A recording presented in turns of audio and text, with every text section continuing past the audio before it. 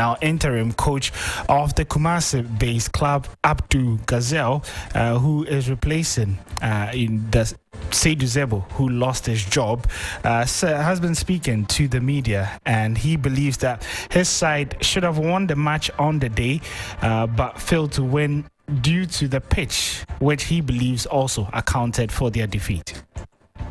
Came here with our mindset that we are coming to 3 points. Unfortunately, our goal was we considered a second half goal from our opponents. So we'll take it that way because we were thinking of getting the 3 maximum points, especially looking at the way the pitch is. It was not helping us at all. But as we are going on, we'll go back to the drawing board, work on a few things, and then start to think about what to do in the next match.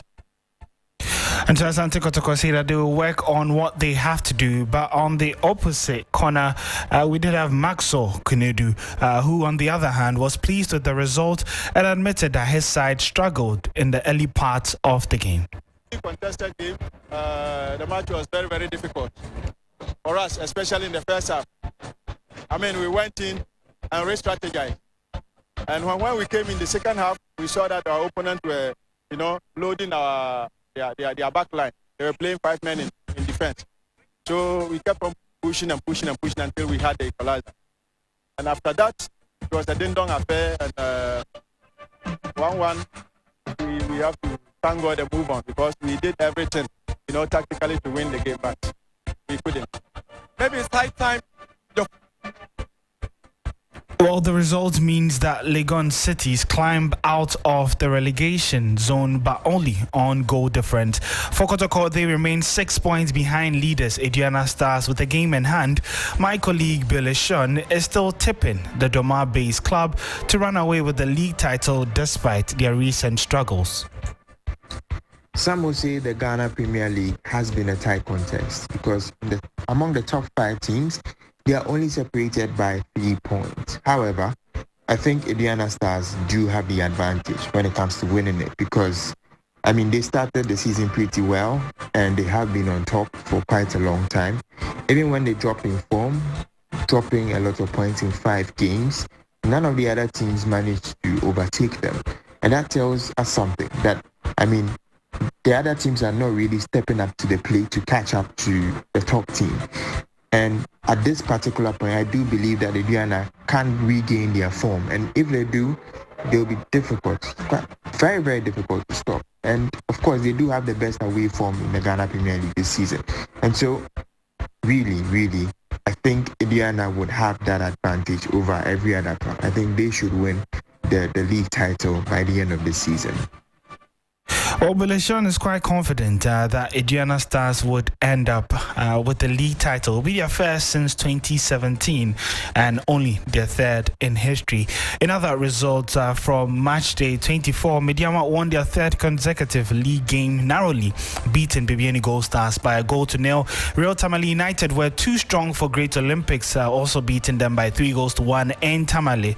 Now to more stories, and president of the World Anti-Doping Agency, that's Witold Banka, is in Ghana for the first time with the aim to trumpet the message of anti-doping amongst athletes here in Ghana and then Africa. Now, in an interview with 3 Sports, Banka highlighted the need to strengthen the network of national anti-doping organizations, especially throughout the whole of the continent ahead of the African Games, which is scheduled to take place next year.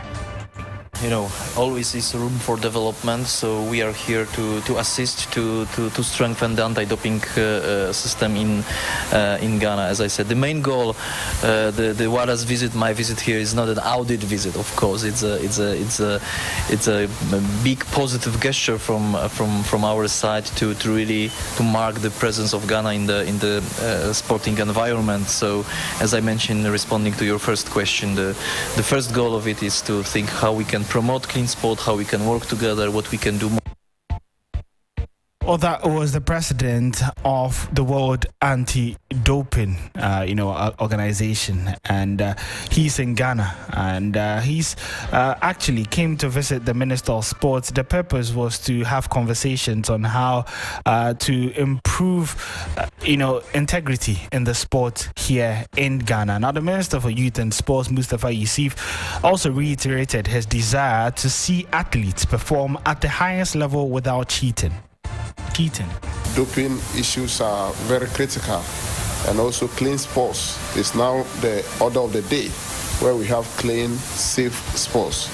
And as you are aware, the Games is going to be qualified for Paris, and all the stakeholders have agreed that the Games should be qualified for Paris. And if it has to be that, then we have to comply with all the regulations of what. That was the Minister for Youth and Sports, Mustafa Yusuf, speaking ahead of the 2024 Africa Games, where he expects athletes to put up their best, not only in terms of performance, but when it comes to integrity and then doping as well. To boxing now, where former WBO Super Bantamweight champion Isaac Dogbe will be looking to win the vacant WBO featherweight title when he faces two-time Olympic champion Robesi Ramirez on Saturday. The Ghanaian boxer is optimistic ahead of the bout in Oklahoma, USA. I feel great.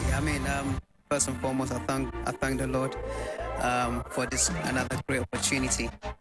They say third time the charm. The first time was great. The second time and the third time wasn't, all that. But this trip, I'm always hopeful.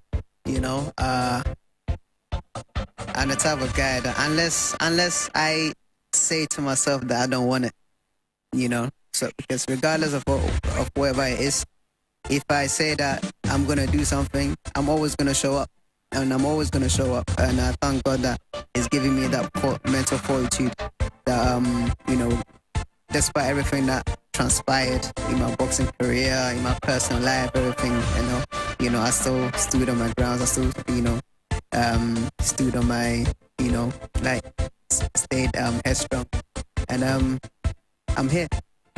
I'm very proud, I have a second chance, and I have a second chance. So by God's special grace, I know that I know Robesi he's tough. He's a good fighter, but I know that by God's special grace, April 1st, we're coming out with victory.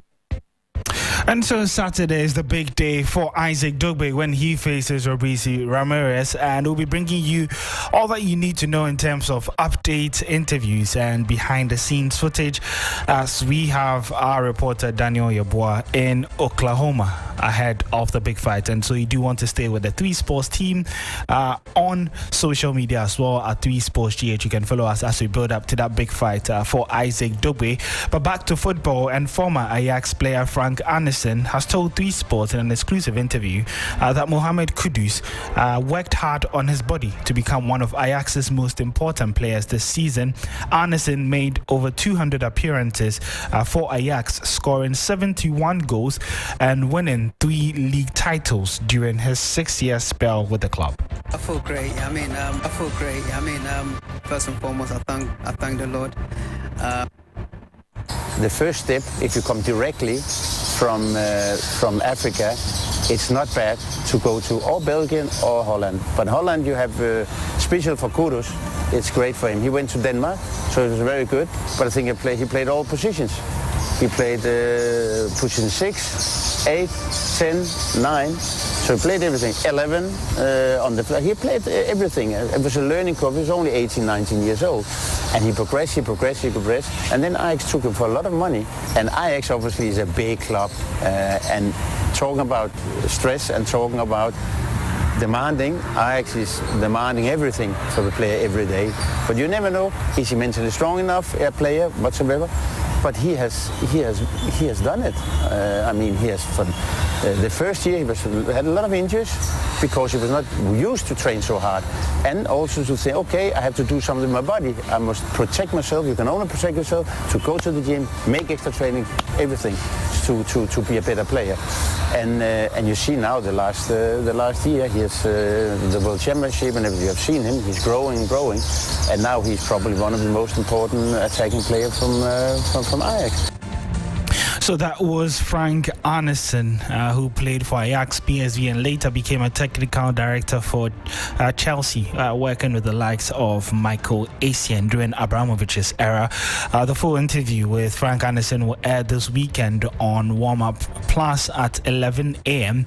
on TV3, and so you do want to make a date with that. But in terms of what to look forward to ahead of the weekend, yes, there's Warm Up Plus, but after that there would be Premier League games as well. Thomas Partey is expected to play a role when Arsenal play against Leeds United. The Ghanaian had a bit of an injury scare after he missed the reverse fixture against Angola in Luanda due to a strain in his thigh knee area. But he seems to have recovered after he trained with the Arsenal team on Thursday, and is also expected to train again today with the team, and is in contention to face Leeds much later this weekend. However, in terms of Partey's rivals, that's Manchester City, Erling Haaland, who picked up a knock during the international window, was not spotted in training on Thursday. It remains unclear as to how long he would be out for. Phil Foden also removed his appendix and is expected to be out for an extended period. There'll be more updates by Pep Guardiola during the press conferences much later today, and so you do want to stay with us on social media 3SportsGH as we bring you updates on all of these happenings ahead of the big weekend, which sees club football returning. There would also be a very special show here on 3FM 92.7 on Sunday when Sports Ultras returns. 6 p.m. is the time. Meet the whole 3 Sports team as they break down what has been a very big week in sports, looking at the international window from the Black Stars up until club football. And so you do want to join the 3 Sports team here on 3FM 92.7 at 6 p.m. on Sunday. My name is Owuraku Ampofo, and that's how we wrap up the sports here on Sunrise.